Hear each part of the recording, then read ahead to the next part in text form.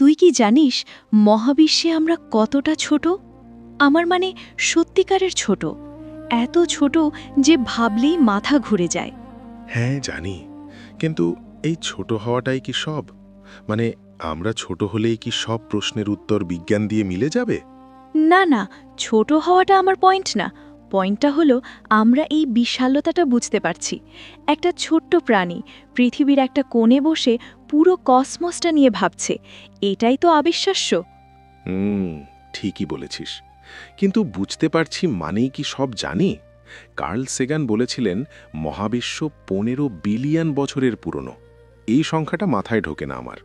ঢোকার কথাও না সরাসরি, কিন্তু একটু চিন্তা কর, যদি পুরো মহাবিশ্বের ইতিহাসকে 1 বছরের ক্যালেন্ডারে ফেলা যায়, তাহলে মানবজাতির পুরো ইতিহাস শেষ ডিসেম্বরের রাত 12টার আগের কয়েক সেকেন্ড। আমাদের সব যুদ্ধ, সব প্রেম, সব আবিষ্কার, সব ধর্ম, সব দর্শন এই কয়েক সেকেন্ডে। এই উপমাটা আমাকে সবসময় কিছুটা অস্বস্তিতে ফেলে, সত্যি বলতে। কারণ এই যুক্তি দিয়ে বলা হচ্ছে যে আমরা অর্থহীন, কিন্তু আমরা কি সত্যিই অর্থহীন? কে বলল অর্থহীন? উল্টোটা বলছি আমি। সেগেন নিজেই বলেছেন আমরা মহাবিশ্বের একটা অংশ, যেটা নিজেকে নিজে পর্যবেক্ষণ করছে।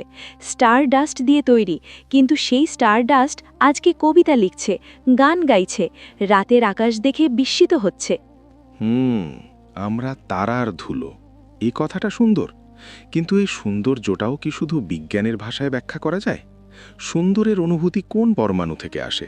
এটা একটা ভালো প্রশ্ন, কিন্তু প্রশ্নটার উত্তর না জানলেই যে অন্ধকারে ঝাঁপ দিতে হবে এমন না। বিজ্ঞান বলছে চেষ্টা করো, খোঁজো, রহস্যকে রহস্য থাকতে দাও, কিন্তু সেটা বোঝার চেষ্টা থেকে বিরত হয়েও না। কিন্তু আমার প্রশ্ন হলো, বিজ্ঞান কি সব প্রশ্নের উত্তর দিতে পারে, নাকি এমন কিছু আছে যেটা বিজ্ঞানের বাইরে? এখনো পর্যন্ত বিজ্ঞান যতটা এগিয়েছে সেটা দেখলে বলবো হ্যাঁ, অনেক প্রশ্নের উত্তর আছে, কিন্তু সব প্রশ্নের উত্তর এখনই নেই। এটা বিজ্ঞানের সীমাবদ্ধতা না, এটা বিজ্ঞানের সৌন্দর্য।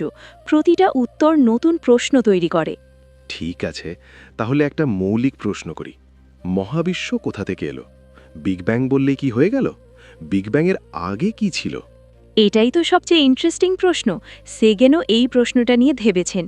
বিগ ব্যাংয়ের আগে, আগে বলতে কি বোঝায়? টাইম নিজেই সেই মুহূর্তে শুরু হয়েছিল। সময়ের বাইরে আগে বলে কিছু নেই। এটা একটু আমার মাথায় ঢুকছে না। সময়ের শুরু মানে কি? কেউ কি সময় তৈরি করলো? এখানেই মজা। ধর, একটা সার্কেলের দক্ষিণ প্রান্ত কোথায়? দক্ষিণ মেরুতে গেলে আরও দক্ষিণ কোথায় যাবে? যাওয়ার জায়গা নেই। তেমনি মহাবিশ্বের শুরুতে আগে বলে কিছু নেই। এটা আমাদের ভাষার সীমাবদ্ধতা, মহাবিশ্বের না। ওকে, এটা মেনে নিলাম, কিন্তু বলতো, এই পুরো মহাবিশ্বটা যে এত নিখুঁতভাবে তৈরি, মানে ঠিক এই পরিমাণ মাধ্যাকর্ষণ, ঠিক এই ধরনের পদার্থবিজ্ঞানের নিয়ম, এটা কি কোনো ডিজাইনের ইঙ্গিত না? Fine tuning argument. এটা একটা পুরনো যুক্তি, কিন্তু ভেবে দেখ, যদি পদার্থবিজ্ঞানের নিয়ম অন্যরকম হতো, তাহলে সেই মহাবিশ্বে হয়তো অন্য ধরনের প্রাণী থাকত, যারা বলতো দেখো কি নিখুঁত আমাদের জন্য। আমরা এই মহাবিশ্বকে নিখুঁত মনে করি কারণ আমরা এখানে বিবর্তিত হয়েছি। তার মানে বলছিস আমরা মহাবিশ্বকে মাপি আমাদের নিজেদের দিয়ে? ঠিক তাই। এটাকে বলে অ্যানথ্রোপিক প্রিন্সিপাল। আমরা এমন মহাবিশ্বেই প্রশ্ন করতে পারব যেখানে আমরা আছি। অন্য মহাবিশ্বে কেউ নেই বলেই প্রশ্ন নেই। কিন্তু আমার মনে একটা খচকাচানি থাকে। মানে সেগেন বললেন মহাবিশ্ব কোটি কোটি গ্যালাক্সিতে ভর্তি। প্রতিটা গ্যালাক্সিতে কোটি কোটি তারা, প্রতিটা তারার হয়তো গ্রহ আছে। এত বিশাল জায়গায় শুধু আমরাই কি আছি? এইটাই তো আমার সবচেয়ে পছন্দের প্রশ্ন। দুটো সম্ভাবনা: এক, মহাবিশ্বে আমরা একা; দুই, আমরা একা না। দুটোই মাথা ঘুরিয়ে দেওয়ার মতো। যদি একা হই, কি অদ্ভুত নিঃসঙ্গতা, আর যদি একা না হই, তাহলে বাকিরা কোথায়? এটাই তো ফার্মি প্যারাডক্স, তাই না? এত বিশাল মহাবিশ্বে যদি সভ্যতা থাকে, তারা এখনও কেন আসেনি বা কোনো সংকেত পাঠায়নি? হ্যাঁ, কিন্তু একটু ভাব, আমরা রেডিও তরঙ্গ মহাকাশে পাঠাতে শুরু করেছি মাত্র 100 বছর মতো হলো। এই সংকেত এখনও পর্যন্ত মাত্র 100 আলোকবর্ষ দূরে পৌঁছেছে। মিল্কি ওয়ে গ্যালাক্সি 1 লক্ষ আলোকবর্ষ চওড়া। ঠিক আছে, এটা মানলাম, কিন্তু আরেকটা চিন্তা আসে। ধর অন্য সভ্যতা আছে, তারা আমাদের চেয়ে কোটি বছর এগিয়ে। তারা আমাদের দেখলে কি ভাববে? পিঁপড়ার মতো মনে করবে না? হয়তো, কিন্তু সেগান বলেছেন যে সভ্যতা এত উন্নত হয়েছে সে হয়তো যুদ্ধ ও হিংসা পার হয়ে গেছে। টিকে থাকতে হলে জ্ঞান আর সহযোগিতা লাগে, হিংসা না। এটা তো একটা আশাবাদী দৃষ্টিভঙ্গি, কিন্তু আমি আরেকটু চ্যালেঞ্জ করি। সেগানের পুরো বই পড়লে একটা জিনিস দেখা যায়, তিনি বিজ্ঞানকে প্রায় ধর্মের মতোই উপস্থাপন করেছেন। বিজ্ঞানের মধ্যে একটা ভক্তি আছে, একটা অনুভূতি আছে। এটাই কি ধর্মীয় অনুভূতির সাথে বেশি কাছের না? ও, এটা একটা দারুণ পয়েন্ট। হ্যাঁ, সেগান বলেছেন বিজ্ঞানও একটা বিস্ময়ের অনুভূতি তৈরি করে, কিন্তু ফারাকটা হলো ধর্ম বলে বিশ্বাস করো, বিজ্ঞান বলে প্রশ্ন করো। ধর্মে সন্দেহ করা পাপ, বিজ্ঞানে সন্দেহই শুরু। কিন্তু ধর্ম কি শুধু অন্ধবিশ্বাস? অনেক ধর্মীয় দার্শনিক আছেন যারা প্রশ্ন করেছেন, তর্ক করেছেন। হ্যাঁ, অবশ্যই।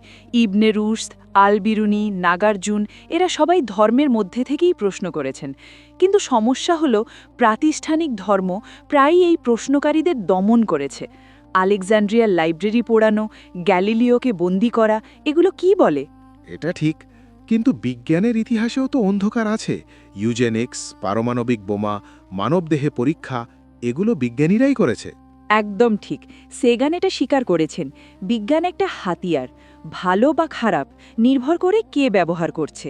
তবে ফারাকটা হলো বিজ্ঞান নিজেই একটা সংশোধনের ব্যবস্থা রাখে। ভুল হলে ধরা পড়ে, সংশোধন হয়। তাহলে সংশয়বাদ আর বিজ্ঞানের পদ্ধতি, এটাই কি সেগানের মূল বার্তা? হ্যাঁ, অনেকটা। তিনি বলেছেন বিজ্ঞানের দুটো মূল জিনিস দরকার, খোলা মন আর সংশয়। খোলা মন ছাড়া নতুন ধারণা আসে না, আর সংশয় ছাড়া ভুল ধারণা যায় না। কিন্তু সংশয়বাদ কি কখনো জীবনকে অর্থহীন করে দেয় না? মানে সব কিছু নিয়ে সন্দেহ করলে একটা নিহিলিজম আসে না? এটা একটা পুরনো ভুল ধারণা। সংশয় মানে কিছু নেই না, সংশয় মানে প্রমাণ ছাড়া বিশ্বাস করব না। কিন্তু প্রমাণ আছে অনেক কিছুর, ভালোবাসার প্রমাণ, সংযোগের প্রমাণ, সৌন্দর্যের প্রমাণ, এগুলো নিয়ে সংশয় নেই। ভালোবাসার প্রমাণ? বিজ্ঞান কিভাবে ভালোবাসা মাপে? মাপে না, বোঝার চেষ্টা করে। অক্সিটোসিন, ডোপামিন এগুলো ভালোবাসার রসায়ন, কিন্তু এই রসায়ন জানলেই ভালোবাসার অনুভূতিটা কমে যায় না। রোদের আলো, আলোর তরঙ্গ, এটা জানলে কি সূর্যাস্ত কম সুন্দর হয়? না, হয় না, এটা মানলাম। কিন্তু একটু ইতিহাসে ফিরি। সেগান আলেকজান্ড্রিয়ার লাইব্রেরির কথা বলেছেন। সেটা কি আসলেই একটা বিজ্ঞানের সোনালী যুগ ছিল? ছিল বলতে পারিস। ইরাটোস্থেনিস পৃথিবীর পরিধি মেপেছিলেন মাত্র একটা লাঠি দিয়ে 2000 বছর আগে। আজকের মাপের সাথে মিলিয়ে দেখো, প্রায় নির্ভুল। হিপারকাস পৃথিবী থেকে চাঁদের দূরত্ব মাপলেন। অ্যারিস্টার্কাস বললেন পৃথিবী সূর্যের চারদিকে ঘোরে। এই সব কপারনিকাসের 1500 বছর আগে। তারপর কি হলো? এই জ্ঞান হারিয়ে গেল কেন? এইটাই ট্র্যাজেডি।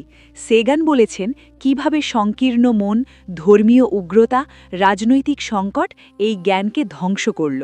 হাইপেশিয়াকে হত্যা করা হলো, লাইব্রেরি পোড়ানো হলো, পরের 1000 বছর মানবজাতি অন্ধকারে। হাইপেশিয়া, তার কথা পড়ে সত্যিই মনটা খারাপ হয়ে যায়। একজন নারী গণিতবিদ, দার্শনিক, 5ম শতাব্দীতে, কি অসাধারণ! এবং তাকে হত্যা করেছিল ধর্মীয় গোঁড়ামি। এটাই ইতিহাসের শিক্ষা। জ্ঞানকে যখন ভয় পায় কেউ, তখন সেই জ্ঞানকে আর সেই মানুষকে নষ্ট করে। কিন্তু আমি একটু ভিন্নভাবে দেখি। ইউনিয়ন বিজ্ঞান যে হারিয়ে গেল, এর পেছনে শুধু ধর্ম না, দাসপ্রথা, অর্থনীতি, রাজনীতি সব মিলিয়েছিল। সেগান নিজেই এটা স্বীকার করেছেন। হ্যাঁ, একদম ঠিক বলেছিস। ইতিহাস কখনো এক কারণের না, কিন্তু যে কারণগুলো ছিল সেগুলোর মধ্যে একটা সাধারণ বৈশিষ্ট্য ছিল, চিন্তার স্বাধীনতার দমন। যে কোনো সমাজে যখন প্রশ্ন করা বিপজ্জনক হয়ে যায়, সেই সমাজ থেমে যায়। এটা আজকের দিনেও সত্যি, তাই না? আমরা প্রশ্ন করতে ভয় পাই অনেক কিছুতে। ঠিক, এই জন্যেই সেগান বলেছেন কসমস দেখলে মানুষ ছোট হয় না, বড় হয়। নিজের পক্ষপাতগুলো দেখতে পায়, পৃথিবীটাকে বাইরে থেকে দেখার চেষ্টা করে। ভয়েজার প্রোব থেকে পৃথিবীর সেই ছবির কথা বলছিস, পেল ব্লু ডট? হ্যাঁ, যদিও পেল ব্লু ডট ছবিটা এই বইয়ের পরে তোলা হয়েছিল, কিন্তু সেগান কসমোজেই এই ধারণাটা দিয়েছেন। মহাকাশ থেকে দেখলে পৃথিবী একটা ধূলিকণা। এই ধূলিকণায় সব যুদ্ধ, সব সম্রাট, সব ধর্মযুদ্ধ, সব গণহত্যা। ভাবলেই একটু লজ্জা লাগে। লজ্জা না, হয়তো পরিপ্রেক্ষিত আসে। কিন্তু এই পরিপ্রেক্ষিত কি যুদ্ধ থামাতে পারে? মানুষ জানে পৃথিবী ছোট, তবুও যুদ্ধ করে। জানা আর বোঝা এক না। তথ্য মাথায় থাকে, কিন্তু অনুভূতি না হলে আচরণ বদলায় না। সেগেন চেয়েছিলেন মানুষ শুধু তথ্য না, অনুভূতিটাও পাক। আচ্ছা, তাহলে বিবর্তন নিয়ে একটু কথা বলি। সেগেন বলেছেন জীবন কিভাবে এলো পৃথিবীতে, কিন্তু একটা মৌলিক প্রশ্ন, প্রথম কোষটা কোথা থেকে এলো? এটা এখনও গবেষণার বিষয়। মিলার উড়ে পরীক্ষায় দেখানো হয়েছে আদিম পৃথিবীর পরিবেশে অ্যামিনো অ্যাসিড তৈরি হতে পারে, জীবনের ইট পাথর। পানি, বজ্রপাত, সঠিক রাসায়নিক মিশ্রণ, এগুলো থেকে জীবনের প্রথম পদক্ষেপ। কিন্তু অ্যামিনো অ্যাসিড থেকে কোষ, এই লাভটা অনেক বড় না? বড় লাভ, তবে অসম্ভব না। বিলিয়ন বছর ধরে কোটি কোটি ভিন্ন পরিবেশে অগণিত রাসায়নিক পরীক্ষার মাধ্যমে এটা সম্ভব হয়েছে। আমরা ল্যাবে কয়েক বছরে যা বুঝতে পারছি, প্রকৃতি তা বিলিয়ন বছরে করেছিল। আমি এখানে একটু আটকে যাই, কারণ এত অসম্ভব ঘটনা একসাথে ঘটে যাওয়া, এটা কি কোনো নির্দেশিকা ছাড়া সম্ভব? ঠিক এই প্রশ্নটাই সেগান ঘুরিয়ে দিতেন। নির্দেশিকা থাকলেই কি সহজ হয়ে যায়? নির্দেশিকা দিয়েছে কে? তাকে তৈরি করেছে কে? সেই প্রশ্নটা আরও জটিল হয়ে যায়। First cause argument, classic debate. হ্যাঁ, আর বিবর্তনের ক্ষেত্রে সুন্দর জিনিস হলো এটার কোনো পরিকল্পনা লাগে না। প্রাকৃতিক বাছাই মানে যেটা টিকে থাকে সেটাই বাড়ে। ব্যাখ্যাটা সরল কিন্তু ক্ষমতাশালী। কিন্তু চোখের মতো জটিল অঙ্গ বিবর্তনে সম্ভব। এটা একটা পুরনো আপত্তি, কিন্তু জীববিজ্ঞানীরা দেখিয়েছেন কিভাবে চোখ ধাপে ধাপে বিবর্তিত হয়েছে। আলো অন্ধকার বোঝা থেকে শুরু, তারপর দিক নির্ণয়, তারপর ফোকাস। প্রতিটা ধাপ উপকারী, তাই টিকে গেছে। ঠিক আছে, কিন্তু বিবর্তনে একটা জিনিস আমাকে ভাবায়, মানুষের ব্রেন এত শক্তিশালী হলো কেন? আমাদের পূর্বপুরুষদের বেঁচে থাকার জন্য কি এত বুদ্ধি দরকার ছিল? এটা সত্যিই ইন্টারেস্টিং প্রশ্ন। সেগান বলেছেন আমাদের ব্রেন বিবর্তনের মিশ্রণ। রেপটাইল ব্রেন, পুরনো স্তন্যপায়ী ব্রেন আর নিওকর্টেক্স একসাথে। এই 3 অংশের দ্বন্দ্বই অনেক মানবিক সমস্যার উৎস। ও, তার মানে আমাদের যুদ্ধপ্রিয়তা, লোভ, এগুলো পুরনো ব্রেনের বৈশিষ্ট্য। অনেকটা। কিন্তু নিওকর্টেক্স সেটাকে নিয়ন্ত্রণ করতে পারে। এইটাই আশার জায়গা। আমরা প্রকৃতির চাপিয়ে দেওয়া জিনিসকে অতিক্রম করতে পারি, চিন্তা দিয়ে। কিন্তু কতটুকু পারি? পারমাণবিক বোমার কথা ভাবো, আমরা তৈরি করলাম, ব্যবহার করলাম, কোথায় নিওকর্টেক্স? এইটাই সেগানের সবচেয়ে বড় উদ্বেগ ছিল। তিনি বলেছেন আমরা একটা টেকনোলজিক্যাল অ্যাডোলেসেন্সে আছি, শক্তিশালী হয়েছি কিন্তু জ্ঞানী হয়নি। এই গ্যাপটাই মানবজাতির সবচেয়ে বড় বিপদ। আর এই বিপদটা কি আমরা পার হতে পারবো? সেটা আমাদের হাতে, মানে আমাদের প্রজন্মের হাতে। সেগান বলেছেন যদি আমরা নিজেদের ধ্বংস না করি, যদি পারমাণবিক যুদ্ধ না হয়, তাহলে সামনে যা আছে সেটা অবিশ্বাস্য সুন্দর। কি আছে সামনে? তারাদের কাছে যাওয়া, মিল্কি ওয়ে এক্সপ্লোর করা, হয়তো অন্য সভ্যতার সাথে যোগাযোগ। এই মুহূর্তে ভয়েজার প্রোব সৌরমণ্ডলের বাইরে আছে। মানুষের তৈরি একটা যন্ত্র আন্তঃনাক্ষত্র মহাকাশে। এটা সত্যিই অবিশ্বাস্য। কিন্তু সেগেন একটা জিনিস বলেছেন যেটা আমাকে থামিয়ে দেয়। তিনি বলেছেন বেশিরভাগ মানুষ মহাবিশ্বের ব্যাপারে বিজ্ঞানের পরিবর্তে ছদ্মবিজ্ঞান বিশ্বাস করে। জ্যোতিষ, এলিয়েন অপহরণ, কেন এমন? কারণ মানুষ প্যাটার্ন খোঁজে। আমাদের ব্রেন মিল খোঁজার জন্য তৈরি। জঙ্গলে বাঘ দেখা না দেখা থেকে এই বৈশিষ্ট্য আসছে। ভুল মিল ধরা বাঘ থেকে কম ক্ষতিকর, কিন্তু মিস করা মারাত্মক। তাই আমরা সবখানে মিল দেখি, এমনকি যেখানে নেই সেখানেও। মানে জ্যোতিষবিদ্যার সাফল্য হলো আমাদের বিবর্তনের একটা পার্শ্ব প্রতিক্রিয়া। একদম। এবং এই জন্যই সমালোচনামূলক চিন্তা শেখা দরকার। আমাদের ব্রেন যা স্বাভাবিকভাবে করে সেটাকে সচেতনভাবে পরীক্ষা করা। কিন্তু জ্যোতিষ যদি মানুষকে সান্ত্বনা দেয়, তাহলে ক্ষতি কি? সব মানুষ কি বিজ্ঞানী হবে? না, হবে না। কিন্তু সমস্যা হলো সান্ত্বনার জন্য যখন মিথ্যা বিশ্বাস করা হয়, তখন গুরুত্বপূর্ণ সিদ্ধান্তও মিথ্যার ওপর ভিত্তি করে হয়। রোগ হলে ডাক্তারের পরিবর্তে জ্যোতিষের কাছে গেলে ক্ষতি আছে। হ্যাঁ, এটা সত্যি। তবে সেগানের একটা কথা আমাকে খুব পছন্দ হয়েছে। তিনি বলেছেন বিজ্ঞান একটা মোমবাতি অন্ধকারে। এই উপমাটা অসাধারণ। দ্য ডিমন হন্টেড ওয়ার্ল্ডে তিনি এই কথা বলেছিলেন। কসমসেও এই থিম আছে। আমরা অন্ধকার থেকে এসেছি, বিজ্ঞান সেই অন্ধকারকে ধীরে ধীরে আলো করছে, কিন্তু সব জায়গায় আলো পৌঁছায়নি এখনো। আচ্ছা, কেপলার, নিউটন, কপারনিকাস, এদের কথা বলো। সেগান এদের নিয়ে খুব সুন্দর লিখেছেন। এই মানুষগুলো আসলে কি করেছিলেন? এরা মানুষের দৃষ্টিভঙ্গি বদলে দিয়েছিলেন। কোপারনিকাস বললেন পৃথিবী কেন্দ্র না, সূর্য কেন্দ্র। এটা শুধু জ্যোতির্বিদ্যা না, এটা একটা দার্শনিক বিপ্লব। মানুষ আর মহাবিশ্বের কেন্দ্রে নেই। এবং মানুষ এই কথা শুনতে চায়নি। চাইনি, কারণ এটার ইগোতে আঘাত দিয়েছিল। তারপর কেপলার দেখালেন গ্রহ বৃত্তে না, উপবৃত্তে ঘোরে। নিউটন বললেন একই মাধ্যাকর্ষণ পৃথিবীতে আপেল পারে ও চাঁদকে কক্ষতাথে রাখে। এই সংযোগ, এটাই বিজ্ঞানের শক্তি। কিন্তু কেপলারের জীবনটা তো খুব কষ্টের ছিল। তার মা ডাইনি বলে অভিযুক্ত হয়েছিলেন। হ্যাঁ, কেপলার তার মাকে বাঁচাতে বছরের পর বছর লড়েছেন, নিজে দারিদ্র্যে, অসুস্থতায়, কিন্তু গ্রহের গতির সূত্র আবিষ্কার থামাননি। এটা অসাধারণ মানবিক সাহস। বিজ্ঞান আর মানবতা মিলে যায় এখানে, তাই না? শুধু সূত্র না, মানুষের গল্পও আছে। সেগান ঠিক এইটাই বোঝাতে চেয়েছেন কসমসে। বিজ্ঞান মানুষের সভ্যতার সাথে একসাথে বেড়েছে। মানুষের স্বপ্ন, ভয়, সংগ্রাম সব মিলিয়ে বিজ্ঞান এগিয়েছে। আচ্ছা, তারার জীবনচক্র, এটা পড়ে আমার মনে একটা দারুণ অনুভূতি হয়েছিল। তুই ব্যাখ্যা কর। তারারাও জন্মায়, বাঁচে, মরে। একটা বড় তারা যখন মরে, সুপারনোভা, সে বিস্ফোরণ ঘটায়। সেই বিস্ফোরণে তৈরি হয় ভারী মৌল, লোহা, সোনা, ইউরেনিয়াম। এই মৌলগুলো ছড়িয়ে পড়ে মহাকাশে। পরে সেগুলো নতুন তারা আর গ্রহ তৈরি করে। আমাদের পৃথিবী, আমাদের শরীর। মানে আমার রক্তের লোহা কোনো মৃত তারার ছাই? হ্যাঁ, প্রতিটা অ্যাটম, শুধু হাইড্রোজেন আর হিলিয়াম বাদে, কোনো না কোনো তারার ভেতরে তৈরি হয়েছে। আমরা সত্যিকারের স্টার ডাস্ট। এটা জানলে মৃত্যুর ভয়টাও কেমন বদলে যায়। মানে আমরা মরলেও আমাদের অ্যাটমগুলো থাকবে, নতুন কিছু হবে। এই দৃষ্টিভঙ্গিটাই সেগান দিয়েছেন। মৃত্যু শেষ না, একটা রূপান্তর। কিন্তু এই চেতনাটা, এই আমি, সেটা কি থাকবে? সেটা অন্য প্রশ্ন। এবং সেটার উত্তর বিজ্ঞান দিতে পারে না এখনো। পারে না। চেতনা বিজ্ঞানের সবচেয়ে বড় রহস্যগুলোর একটা। কিভাবে পদার্থ থেকে চেতনা আসে, এটা এখনও অজানা। এইখানে আবার দর্শন আর বিজ্ঞান মিলে যায়, তাই না? একদম। সেগান বলেছেন দর্শন আর বিজ্ঞান আলাদা না, এক স্পেকট্রামের দুই প্রান্ত। দর্শন প্রশ্ন করে, বিজ্ঞান পরীক্ষা করে। কিন্তু কিছু প্রশ্ন আছে যেটা পরীক্ষা করা যায় না, যেমন জীবনের অর্থ কী? অর্থ কি বাইরে থেকে আসে, নাকি আমরা তৈরি করি? এটাই আসল প্রশ্ন। সেগানের বিশ্বাস ছিল অর্থ আমরা তৈরি করি। মহাবিশ্ব নিজে নিরপেক্ষ, কিন্তু আমরা এতে অর্থ দিতে পারি। এই নিরপেক্ষতাটাই কি মানুষকে ভয় দেখায়? মানে ঈশ্বর না থাকলে কে আমাদের দেখবে? এটা একটা মানবিক প্রয়োজন, সুরক্ষার অনুভূতি। কিন্তু সেগান বলেছেন মহাবিশ্বের নির্লিপ্ততাকে মেনে নিয়ে এগিয়ে যাওয়াই সত্যিকারের সাহস। আমরা মহাবিশ্বের যত্নের উপর নির্ভরশীল না, আমরা নিজেরাই সেই যত্ন করতে পারি। কিন্তু এই সাহসটা কি সবার জন্য সম্ভব? দরিদ্র, অসুস্থ, একা মানুষের জন্যে? এইখানেই সেগান মানবিক হয়ে যান। তিনি বলেছেন বিজ্ঞানের কাজ শুধু জানা না, প্রয়োগও। এই জ্ঞান যদি সবার কাছে না পৌঁছায়, তাহলে সভ্যতার ব্যর্থতা। এটা একটা সমাজতাত্ত্বিক পয়েন্টও। হ্যাঁ, কসমস বইটা শুধু বিজ্ঞান না, এটা একটা মানবতার ইশতেহারও। সেগান চেয়েছিলেন বিজ্ঞান সাধারণ মানুষের কাছে পৌঁছাক। আচ্ছা, একটা চ্যালেঞ্জিং প্রশ্ন।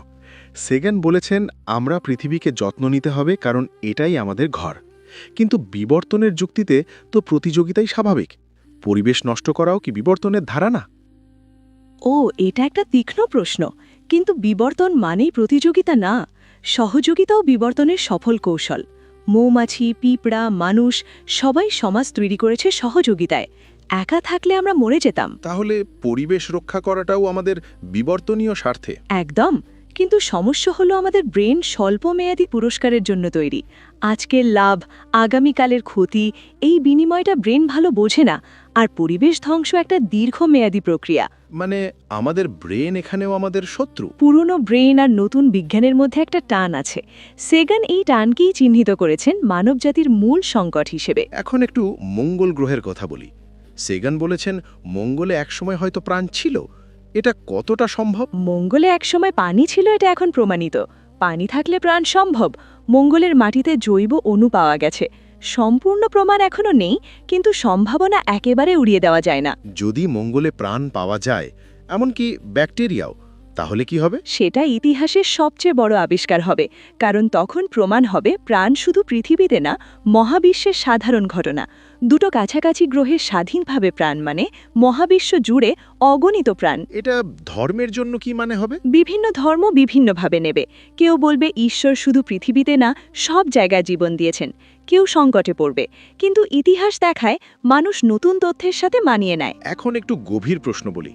সেগান বলেছেন মহাবিশ্বের বয়স 15 বিলিয়ন বছর, পৃথিবীর বয়স 4 বিলিয়ন বছর, কিন্তু মানুষ মাত্র কয়েক লক্ষ বছর। এই বিশাল সময়ে আমাদের আগে আর পরে কি? আগে তারা, গ্যালাক্সি, গ্রহ তৈরির মহাকাশীয় নাটক।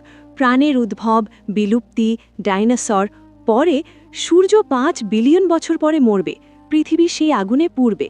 কিন্তু ততদিনে মানবজাতি যদি টিকে থাকে, তারা হয়তো অন্য তারার কাছে চলে গেছে। এই ভবিষ্যৎটা কল্পনা করলে অবাক লাগে, কিন্তু একটু ভয়ও লাগে। ভয় কেন? কারণ এত বিশালতায় আমরা কতটা ছোট আর অনিশ্চিত।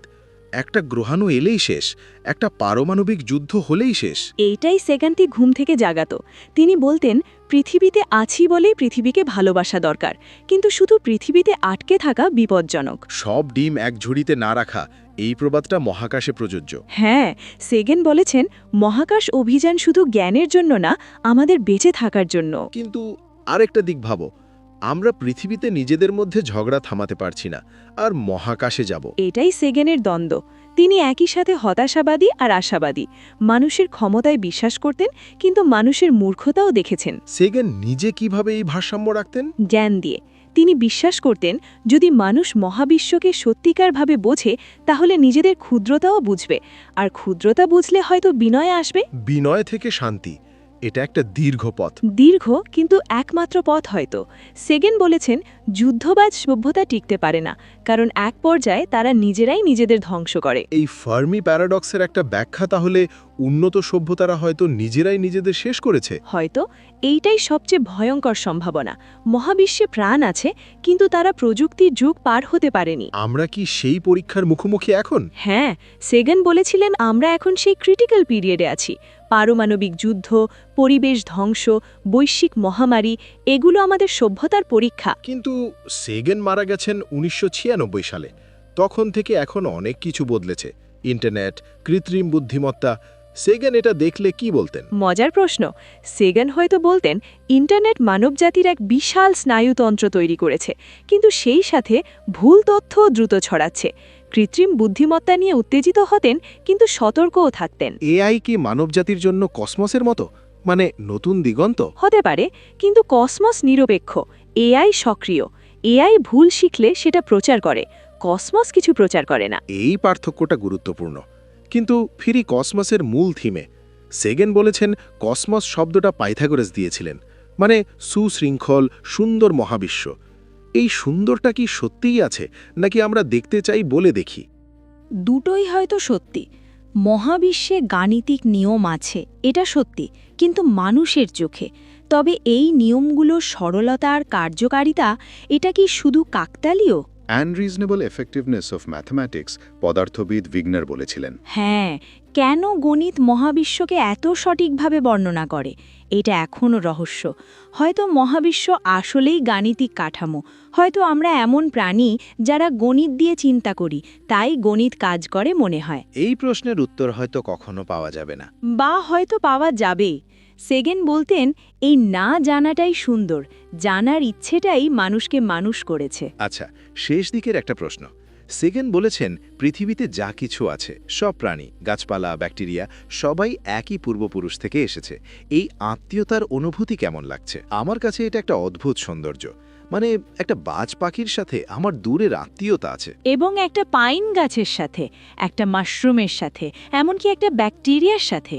সব জীবের ভেতরে একই ধরনের ডিএনএ কোড। এটা কি জাদুর মতো না? জাদুর চেয়ে বেশি, এটা সত্যি। জাদু কাজ করে না, কিন্তু ডিএনএ কাজ করে। এইটাই বিজ্ঞানের মজা। বাস্তবটা যে কোনো কল্পনার চেয়ে অদ্ভুত আর সুন্দর। কিন্তু এই সত্যটা জানলে কি জীবনের প্রতি ভালোবাসা বাড়ে, অন্য প্রাণীর প্রতি? বাড়া উচিত। সেগেন এই কথাই বলতেন, যদি আমরা সত্যিই বুঝি যে সব জীবন সংযুক্ত, তাহলে প্রজাতির বিলুপ্তি, বন ধ্বংস, এগুলো নিজের পরিবারকে হারানোর মতো লাগবে। কিন্তু সেটা বুঝলেও মানুষ করছে না। এইখানেই জ্ঞান আর প্রজ্ঞার ফারাক। জ্ঞান মাথায় থাকে, প্রজ্ঞা আচরণে আসে। মানবজাতির সবচেয়ে বড় চ্যালেঞ্জ এই রূপান্তর। আচ্ছা, শেষ দিকের বড় চিন্তাটা নিয়ে বলি। সেগেন বলেছেন, যদি আমরা নিজেদের ধ্বংস না করি, তাহলে সামনে যা আছে তা অকল্পনীয়। কিন্তু এই যদি, এটা অনেক বড় শর্ত না? হ্যাঁ, বড় শর্ত, কিন্তু অসম্ভব না। সেগেন বলেছেন, প্রতিটা প্রজন্ম একটু একটু করে এগিয়েছে। দাস প্রথা ছিল, গেছে। নারীর ভোটাধিকার ছিল না, এসেছে। মানুষ পরিবর্তন হয়, ধীরে কিন্তু হয়। হ্যাঁ, এবং বিজ্ঞানের গতি এখন অনেক বেশি। 50 বছর আগে ইন্টারনেট ছিল না, ডিএনএ সিকোয়েন্সিং ছিল না। এখন আছে পরের 50 বছরে কি হবে? হয়তো প্রথম মানুষ মঙ্গলে যাবে, হয়তো কোয়ান্টাম কম্পিউটার সব রোগের সমাধান দেবে। হয়তো অন্য সভ্যতার সংকেত পাবো, তখন কি হবে ভাবো একটু। ও, যদি আজকে একটা নিশ্চিত সংকেত আসে যে অন্য গ্রহে বুদ্ধিমান প্রাণী আছে, পৃথিবীতে কি হবে? একটা অংশ উত্তেজিত হবে, একটা অংশ ভয় পাবে, একটা অংশ অস্বীকার করবে, কিন্তু ধীরে ধীরে মানুষ বুঝবে আমরা একা না, এবং এই জ্ঞান হয়তো আমাদের ঐক্যবদ্ধ করবে। কারণ বাইরে থেকে বিপদ দেখলে মানুষ একসাথে হয়। আশা করি। সেগেন বলেছেন অন্য সভ্যতার বার্তা পাওয়া মানে সেই সভ্যতা প্রযুক্তির বয়স পার করেছে, মানে তারা বেঁচে আছে। এটা আমাদের জন্য প্রমাণ যে টিকে থাকা সম্ভব। এটা একটা অদ্ভুত ধরনের আশা। মহাকাশের অপরিচিত কেউ আমাদের বলবে সম্ভব। মানবজাতির পুরো ইতিহাসেই এই ধরনের আশা ছিল। অন্য সমুদ্রে কি মানুষ আছে? অন্য পর্বতের ওপারে কি আছে? আর এখন অন্য তারার কাছে কি কেউ আছে? এই কৌতূহলটাই আমাদের মানুষ করেছে। একদম। সেগেনের পুরো বইটার মূলে আছে এটাই, কৌতূহল মানবতার সবচেয়ে বড় শক্তি। কিন্তু কৌতূহলের একটা সীমা আছে না? মানে কিছু জিনিস জানা কি বিপজ্জনক? পারমাণবিক বোমার কথা বলছিস? হ্যাঁ, সেটাও হোক, কিন্তু আরও গভীরে। এআই, জেনেটিক ইঞ্জিনিয়ারিং, কিছু জ্ঞান কি আমাদের জন্য ক্ষতিকর হতে পারে? জ্ঞান নিজে কখনো ক্ষতিকর না। ক্ষতিকর হল জ্ঞান ছাড়া শক্তি, প্রজ্ঞা ছাড়া প্রযুক্তি। সেগান বলেছেন আমাদের দরকার জ্ঞান আর মূল্যবোধ একসাথে বাড়ানো। মূল্যবোধ কে শেখাবে? ধর্ম, দর্শন, বিজ্ঞান? সবাই মিলে। সেগান ধর্মকে সম্পূর্ণ বাতিল করেননি। তিনি বলেছেন ধর্মের নৈতিক শিক্ষা মূল্যবান, কিন্তু মহাবিশ্বর ব্যাখ্যা বিজ্ঞান করবে। এই বিভাজনটা কি কাজ করে? আদর্শভাবে হয়তো করে, বাস্তবে কঠিন, কারণ অনেক ধর্ম নৈতিকতাকে মহাবিশ্বের ব্যাখ্যার সাথে মিলিয়ে দেয়। তুই কি মনে করিস বিজ্ঞান কখনো ধর্মের মতো মানুষকে আবেগ দিতে পারবে? সেগান তো সেটাই করে দেখিয়েছেন। কসমস বইটা পড়লে কোনো ধর্মীয় গ্রন্থের মতোই একটা বিস্ময়, একটা ভক্তি আসে। শুধু সেই ভক্তিটা মহাবিশ্বের প্রতি, কোনো ব্যক্তি বা সংগঠনের প্রতি না। এটা সুন্দর, কিন্তু সব মানুষ কি এই বিষয়টা অনুভব করতে পারে? শিশুরা পারে, সব শিশু কৌতূহলী। তারপর শিক্ষা ব্যবস্থা, সমাজ, চাপ, এগুলো অনেক সময় সেই কৌতূহল মেরে দেয়। তাহলে সমস্যাটা শিক্ষা ব্যবস্থায়? অনেকটা। সেগান বলেছেন শিশুরা জন্ম থেকে বিজ্ঞানী, প্রশ্ন করে, পরীক্ষা করে, কিন্তু শিক্ষা ব্যবস্থা তাদের মুখস্থ করতে শেখায়। এটা বাংলাদেশের শিক্ষা ব্যবস্থার কথা যেন বলছিস। পৃথিবীর বেশিরভাগ জায়গায় একই সমস্যা, কিন্তু পরিবর্তন হচ্ছে। ফিনল্যান্ড, সিঙ্গাপুর, এরা দেখাচ্ছে অন্যভাবে শেখানো সম্ভব। আশার কথা। আচ্ছা, একটা সংক্ষিপ্ত পর্যালোচনা করি।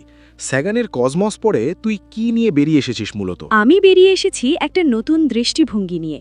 পৃথিবী, মানুষ, ইতিহাস সব কিছু মহাজাগতিক প্রেক্ষাপটে দেখতে শিখেছি, আর একটা দায়িত্বও অনুভব করছি এই বিরল সভ্যতাকে টিকিয়ে রাখার। আমি বেরিয়ে এসেছি আরও বেশি প্রশ্ন নিয়ে। যেটা বইয়ের আগে জানতাম না, সেগুলো এখন প্রশ্ন হয়েছে। আর সেটাই হয়তো সেগান চেয়েছিলেন। হ্যাঁ, উত্তর দেওয়া না, প্রশ্ন তৈরি করা, এটাই সেরা শিক্ষার লক্ষণ। কিন্তু একটা শেষ কথা বলতে চাই, সেগান একটু বেশি আশাবাদী ছিলেন না? মানে এত সুন্দর মহাবিশ্ব, এত সম্ভাবনা, কিন্তু বাস্তব পৃথিবী তো অনেক কঠিন। সেগান বাস্তব দেখেছিলেন, পারমাণবিক যুদ্ধের ভয়, পরিবেশ ধ্বংস, এগুলো নিয়ে সোচার ছিলেন। কিন্তু তিনি বলতেন হতাশা একটা বিলাসিতা, কারণ আমাদের কাছে বিকল্প আছে। হতাশা একটা বিলাসিতা, এটা গেঁথে নিলাম। এই কথাটার মানে হল হতাশ হওয়া মানে হাত গুটিয়ে বসে থাকা, কিন্তু যতদিন সম্ভাবনা আছে ততদিন চেষ্টা করতে হবে। আর বিজ্ঞান সেই সম্ভাবনাটা দেখায়, এবং দর্শন সেটার অর্থ বোঝায়, আর মানুষ সেটা কাজে লাগায়।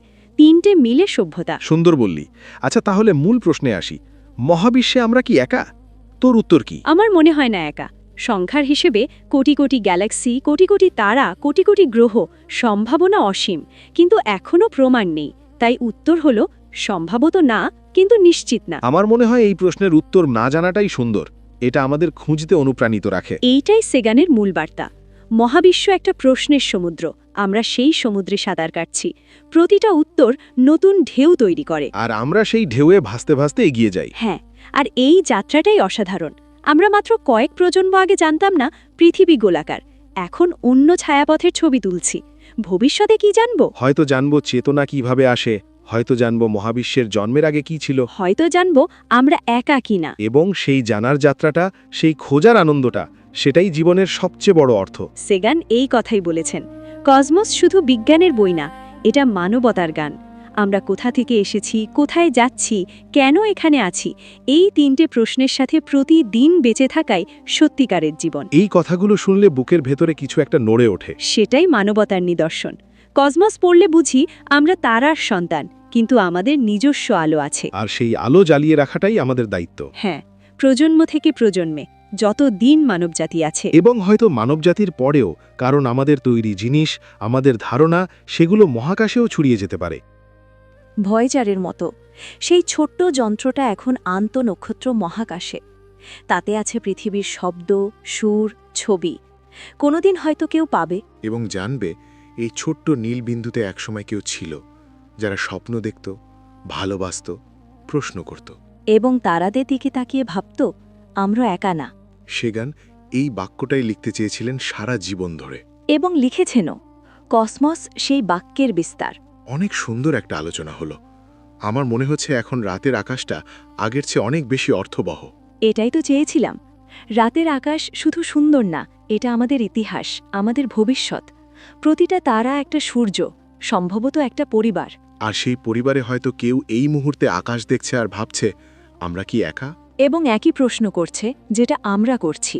হয়তো সেটাই মহাবিশ্বের সবচেয়ে সুন্দর ব্যাপার। যে প্রশ্নটা সব জায়গায় একই, সব ভাষায়, সব সময়। আমরা কি একা? এই প্রশ্নটা উত্তরের চেয়েও বড়, কারণ এই প্রশ্নটাই প্রমাণ করে আমরা কতটা বিশেষ এবং কতটা দায়িত্বশীল হওয়া উচিত এই বিশেষত্বটা রক্ষা করার। সেগান শেষে যেটা বলেছিলেন, পৃথিবী হলো এই মুহূর্তে আমাদের জানা একমাত্র ঘর, এটাকে যত্ন করো। এই কথাটা মনে রাখার মতো, শুধু পরিবেশের জন্য না, একে অপরের জন্য।